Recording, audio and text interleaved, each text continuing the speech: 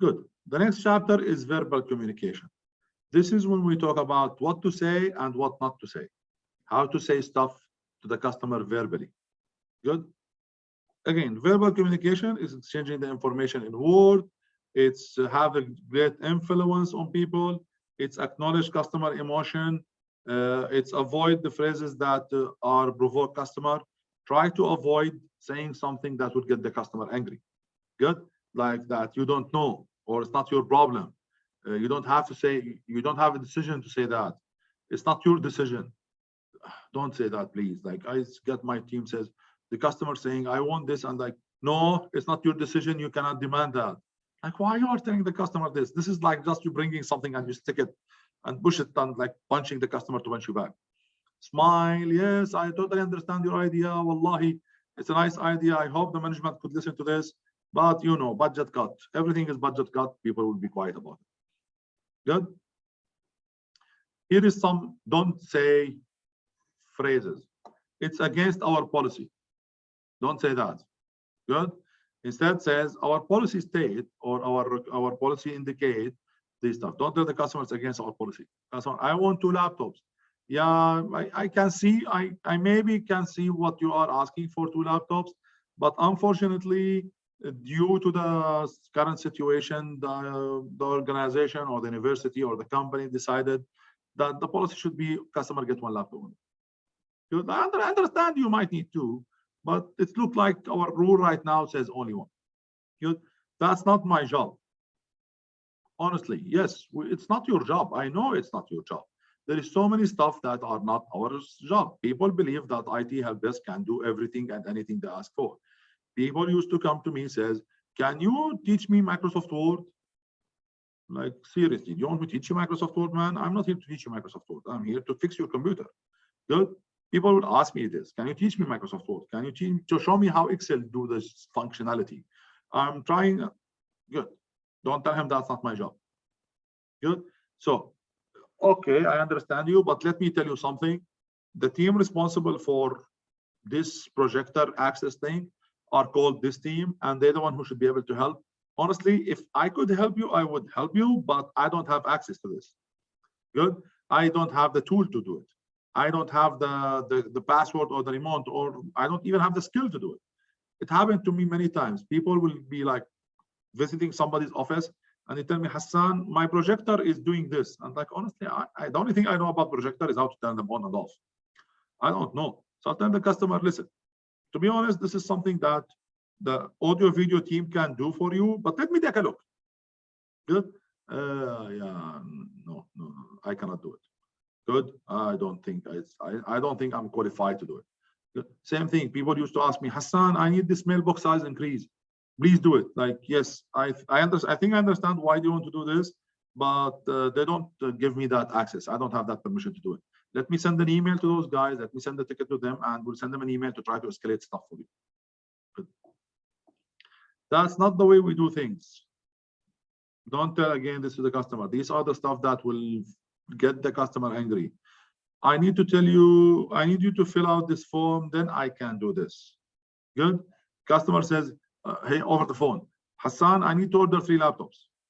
Good. Don't tell him you cannot order them over the phone. Tell the customer, yes, totally no problem. But for ordering laptops, there's a form that you need to fill. The form is available on this website. I will send you the link. Please fill it. So it will get the information and it will allow me to start the process. Don't tell them, no, you cannot order over the phone. Okay. There is nothing else we can do, or I don't know what to do else, or I don't know what else I can tell you. Good. Don't tell that to the customer. You can tell the customer something like this. There is always something we can do for the customer. And even when you are doubt that you don't know, tell the customer that let me check with my team. Let me get you to my manager. Good. And let's check with the team member to see if they have seen this problem before. And at a certain point, yes, there is nothing. Sometimes there is nothing we cannot do. Honestly, then sometimes in life, there is things that we might not be able to do. We understand that. Okay. And that's fine when we get to that situation. Good. But you can explain it to the customer in a better way. Look, we looked into this and I checked with the guys, and this is something wrong with Microsoft account. we have to wait until Microsoft do the update next time. There is literally nothing we can do right now. This is a mistake from Microsoft system. Maybe we'll try to be polite, try to explain to him why you cannot do anything. Good. You need to look on website. Good. This is one of the things that upset customers a lot. Customer calling help desk to help, and help desk have this information on the website. Good. And trying to get people to read that website to do it by themselves without calling the help desk every time. We do that a lot. Good. And the way we can say it is like, instead of you, just say have you. Instead of me, let me, instead of let us. Good.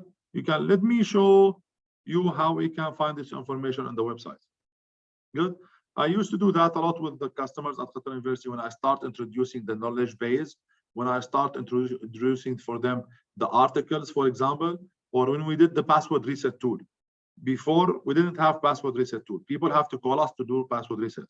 Then we created a special application so it can help them reset the password without calling us. So customers call me, says, Hassan, password reset. I don't tell him, I don't do it, go to this website.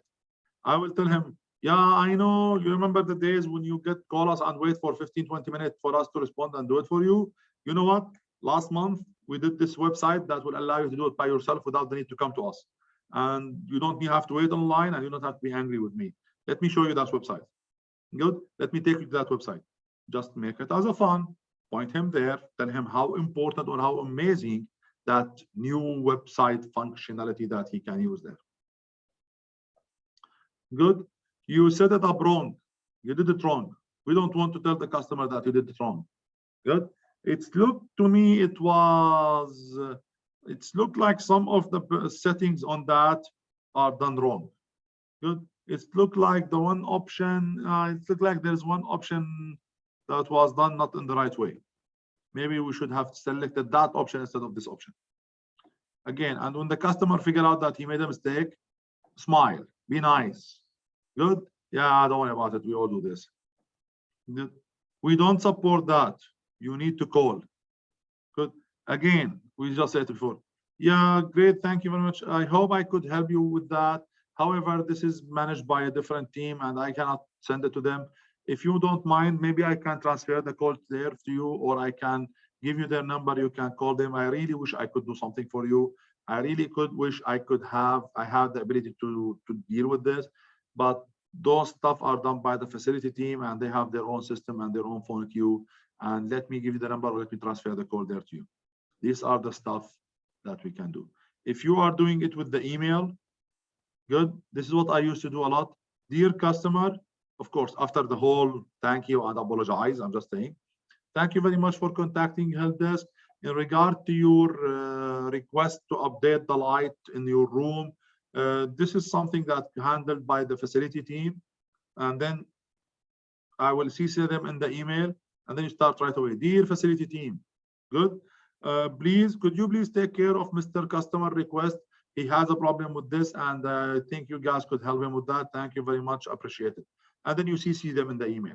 That way, it's a polite way to tell the customer, don't email us about this. And it's a polite way to get him to the right people. Good. I hate it when customer help us do it like they send the customer an email. Dear customer, we don't do this. Here is the email of the team that do it, and they thank you. And the customer then have to get that email and copy it. Like, what does it take? It takes like 1 extra second just to CC them, put that email them in the CC and send the CC to them. Okay. We are swamped. I cannot get to you until later. Don't tell that to the customer. Good. Give an honest estimate as for how much it will take. Good. And try to meet with that SLA if you have service level agreement. Good. I understand how much this is affecting you, and my guys are working hard to complete the work in our queue. Hopefully within X amount of time, we will get you. Good. This will happen a lot. People will call you, says, when can I get this done? Like, honestly, if I have nothing to do in life, I can do it for you in like 2 hours.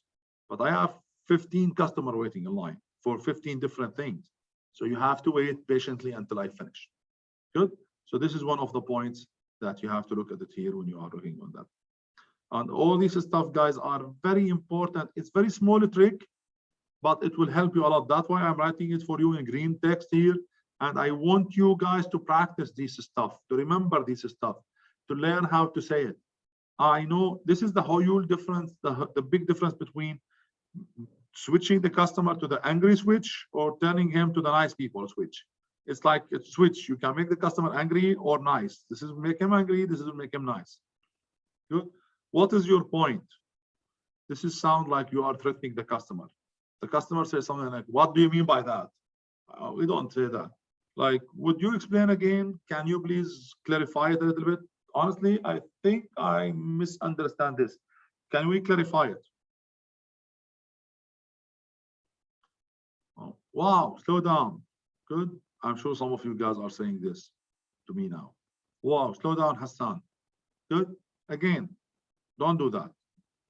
Mr. Lee, can I ask you to slow down a little bit so I can take some note? Good. I need to clarify stuff. Let me just ask you to do this again. Sometimes if you ask him a question, it will distract him from the super fast speed. So if you guys want to me to slow down, ask me a question. Okay? You have to got to be kidding. Good. Sometimes the customer is like, "Are you kidding? Do you think yourself you can do that?" Don't. Good. What can I do is like, I can help you control your system. Let me see what I can do for you. Take it easy, slow down with the customer. All these 10 slides are very important to tell you about stuff that scare the customer that think, make the customer angry from us. So please focus on them, read them very carefully. They are very important for your career, for your way of handling customer, for your way of avoiding the trouble with the customers. Good. Anybody have a question, guys?